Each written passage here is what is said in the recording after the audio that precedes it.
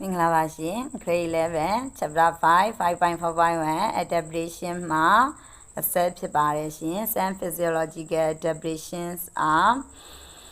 ဇီဝကမ္မဆိုင်ရာလာရောညှိထွေစွာပြမှုနေထိုင်ခြင်းအချို့ကတော့ a camel can withstand a wide variation of internal body temperature and can learn its body temperature to vary over 6 degrees Celsius ကလောကြီးတစ်ကောင်မှာဆိုလို့ရှိရင်သူ့ရဲ့ခန္ဓာကိုယ်ရင်းအပူချိန်အမျိုးမျိုးနဲ့အသက်ရှင်ရတည်နိုင်ပါတယ်6 degree Celsius ထက်ဒီအမျိုးမျိုးရှိရဲ့ခန္ဓာကိုယ်အပူချိန်ကိုလည်းပဲသူကနေပြီးတော့ခွင့်ပြုပေးထားပါတယ် the fatty tissue in the ham acts as food store ဒီအစာအဖြစ်နဲ့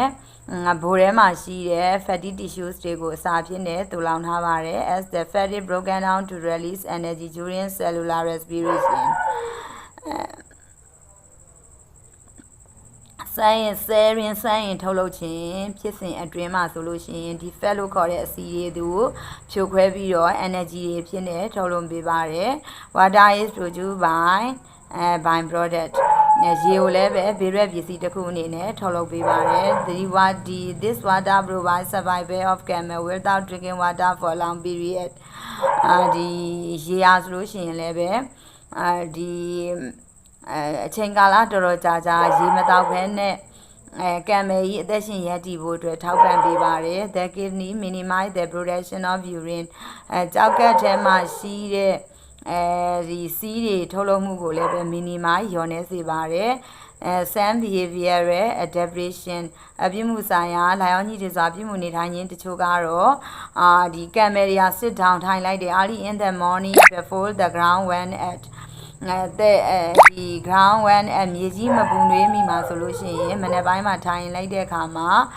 သူတို့ရဲ့ their legs သူတို့ရဲ့ခြေလက်တွေကိုတက်ခောက်တဲ့ underneath အောက်ဘက်မှာခောက်ပြီးထိုင်လိုက်တဲ့အခါမှာ so they can absorb a little heat from the ground